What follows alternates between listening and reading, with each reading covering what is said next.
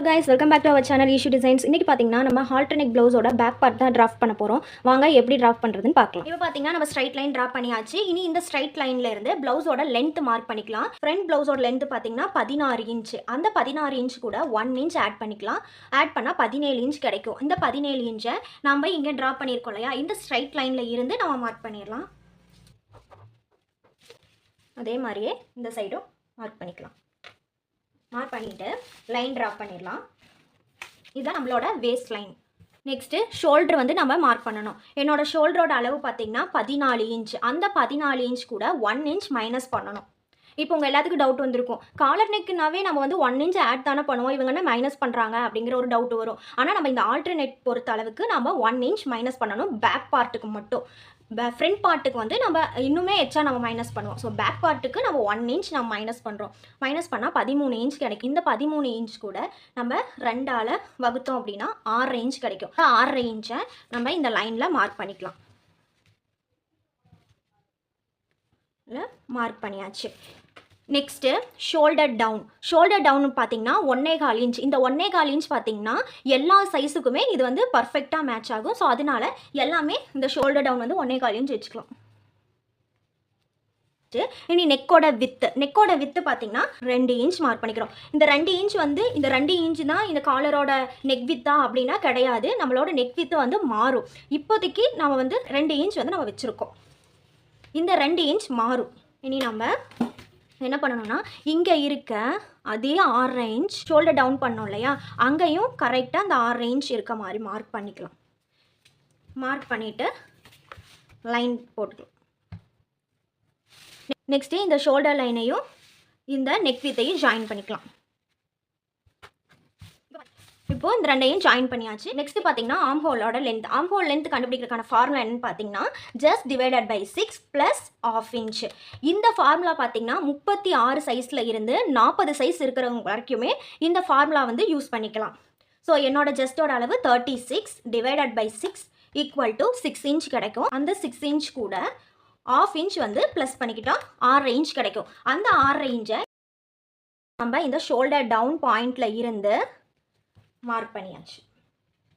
Mark பண்ணிவிட்டு line draw பண்ணிடலாம். இப்போது லைன் ட்ரா பண்ணியாச்சு. இந்த லைன் தான் நம்மளோட just line. Next just round mark பண்ணிக்கலாம். என்னோட ஜஸ்ட் ரவுண்டு பார்த்தீங்கன்னா 36 கூட 2.5 இன்ச் நான் வந்து ஈஸ் அலவன்ஸ் கொடுக்குறேன். 2.5 இன்ச் வந்து ஈஸ் அலவன்ஸ் கொடுக்குறேன். இது பார்த்தீங்கன்னா எல்லா சைஸுக்குமே ஃபிக்ஸ்டு தான் இந்த 2.5 இன்ச். = Divided by 4 9.6. அந்த 9.6-ஐ ஜஸ்ட் லைனில் நம்ம மார்க் பண்ணிடலாம். 9.6 அப்படிங்கிறது என்னென்னா 9.5க்கும் பக்கத்துலேயே ஒரு சின்னதாக ஒரு கோடு இருக்கும், அதுதான் 9.6ன்னு சொல்லுவோம். இந்த 9.6-ஐ ஜஸ்ட் லைனில் இருந்து மார்க் பண்ணிடலாம். ப்ளஸ் நம்ம வந்து சைடு சீம் அலவன்ஸ்க்காக 1.5 இன்ச் மார்க் பண்ணிக்கலாம். அடுத்து பார்த்தீங்கன்னா வேஸ்ட் ரவுண்ட் மார்க் பண்ணிக்கலாம். என்னோட வேஸ்ட் ரவுண்டு பார்த்தீங்கன்னா 31 இன்ச்சு. அதையே நம்ம டைரெக்டாக 4ஆல் நம்ம வந்து டிவைட் பண்ணிடணும். பண்ணிட்டா 7.25 எனக்கு கிடைக்கிது. ஏன் நம்ம வந்து இங்கே ஈஸ் கொடுத்துட்டு நம்ம இங்கே வந்து ஈஸ் கொடுக்கல அப்படின்னா நமக்கு வந்து ஜஸ்ட் பக்கம் வந்து நமக்கு லூஸ் இருக்கணும்.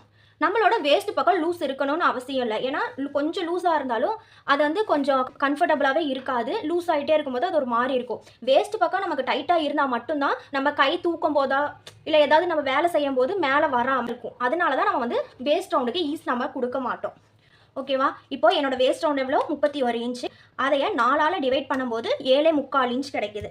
அந்த 7.25 இன்ச்சை வேஸ்ட் ரவுண்ட் லைனில் மார்க் பண்ணிக்கலாம். மார்க் பண்ணிட்டு சைடு சீம் அலவன்ஸ்க்காக 1.5 இன்ச் மார்க் பண்ணுறோம். இங்கே நம்ம ஜஸ்ட் லைனில் எத்தனை இன்ச் வந்து சைடு சீம் அலவன்ஸ் கொடுக்குறோமோ அதே சைடு சீம் அலவன்ஸ் தான் நம்ம வேஸ்ட் பக்கமும் கொடுக்கணும். இங்கே 2 கொடுத்து இங்கே வந்து 1.5 நம்ம கொடுத்துடக்கூடாது. எப்போவுமே ஜஸ்ட் ரவுண்டில் வந்து நம்ம எவ்வளோ சைடு சீம் அலவன்ஸ் கொடுக்குறோமோ அதே தான் வேஸ்ட் ரவுண்ட்லேயும் நம்ம கொடுக்கணும். நான் இங்கே ஜஸ்ட் பக்கம் வந்து 1.5 இன்ச் கொடுத்தேன். அதே 1.5 இன்ச்சை வேஸ்ட் லைன்லேயும் நான் மார்க் பண்ணிக்கிறேன். இனி ஜஸ்ட் லைனையும் வேஸ்ட் லைன்லையும் ஜாயின் பண்ணிடலாம்.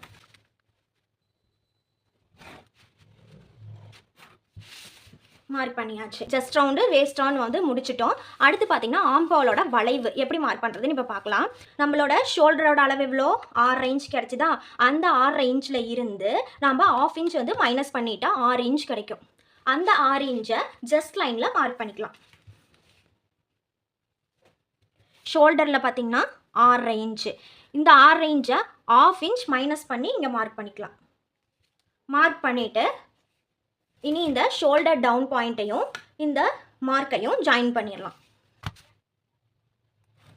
மார்க் பண்ணியாச்சு. நெக்ஸ்ட்டு இந்த 2 பாயிண்ட்டுக்கும் சென்டர் மார்க் பண்ணிடலாம். இது எதுக்கு நம்ம பண்ணுறோம் அப்படின்னா, கரெக்டான அந்த வளைவு வரணும் அப்படிங்கிறதுக்காக தான் நம்ம இவ்வளோ பாயிண்ட் நம்ம பண்ணி அதுக்கப்புறம் நம்ம வந்து கர்வ் பண்ணுறோம். இங்கே ஒரு பாயிண்ட் பண்ணிட்டோம். அடுத்து நம்ம ஆர்ம் ஹோல் வந்து நல்லா வளைவாக வரதுக்காக இந்த பாயிண்டில் இருந்து ஒரு கிராஸ் மார்க் நம்ம பண்ணுவோம். அதனோட இன்ச் பார்த்தீங்க அப்படின்னா என்னோட சைஸுக்கு 1 இன்ச் நான் வந்து மார்க் பண்ணணும். இந்த 1 இன்ச் எந்தெந்த சைஸு கரெக்டாக இருக்குன்னு பார்த்தீங்கன்னா 32 இன்ச்சில் இருந்து 39 சைஸ் இருக்க வரைக்கும் இந்த 1 இன்ச் வந்து நம்ம மார்க் பண்ணிக்கலாம். இந்த பாயிண்டில் இருந்து 1 இன்ச் மார்க் பண்ணியாச்சு. இந்த 3 பாயிண்ட்டையும் இந்த arm whole curve scale use பண்ணி நான் ஜாயின் பண்ண போகிறேன். ஃபஸ்ட்டு வந்து இந்த பாயிண்ட்டும் கரெக்டாக இருக்க மாதிரி ஒரு கர்வ் போட்டுக்கலாம். இந்த பாயிண்ட்டும் வர மாதிரி ஒரு கர்வ். நெக்ஸ்ட்டு இந்த ஜஸ்ட் பாயிண்ட்டும் இந்த சென்டர் இந்த கிராஸ் மார்க்கும் வர மாதிரி கர்வ் போட்டுக்கலாம். இந்த லைன் வந்து டச் ஆனால் நமக்கு போதும். இந்த மாதிரி மார்க் பண்ணியாச்சு. இங்கேருந்து இப்படி இப்போ பார்த்திங்கன்னா ஆர்ம் ஹோல் கர்வ் வந்து நம்ம மார்க் பண்ணியாச்சு. நெக்ஸ்ட்டு நெக்கோட வித்து மார்க் பண்ணணும். நான் சொன்னேன் இல்லையா, நெக்கோட வித்து வந்து 2 இன்ச்சே இருக்காது. இது வந்து சும்மா ஒரு 2 இன்ச் அளவு அப்படிங்கிறக்காக நம்ம மார்க் பண்ணியிருந்தோன்னு. இப்போ தான் நம்ம வந்து கரெக்டான நெக் வித் வந்து மார்க் பண்ண போகிறோம். என்னோட நெக் ரவுண்டு பார்த்திங்கன்னா 12.5 இன்ச். அந்த 12.5 இன்ச்சை 4ஆல் டிவைட் பண்ணும்போது நமக்கு இந்த ஆன்சர் கிடைக்கிது. இது கூட நம்ம 1/2 இன்ச் மைனஸ் பண்ணிடணும். இந்த ஃபார்முலா பார்த்தீங்கன்னா இது எல்லா சைஸுக்குமே ஃபிக்ஸ்டு. ஓகேவா? Neck round divided by 4 minus 1/2 inch. இப்போ எனக்கு எவ்வளோ இன்ச் கிடைக்குது? என்னோட நெக் ரவுண்டு பார்த்தீங்கன்னா 12.5 இன்ச். அதையே 4ஆல் டிவைட் பண்ணும்போது 3.1 கிடைக்கிது.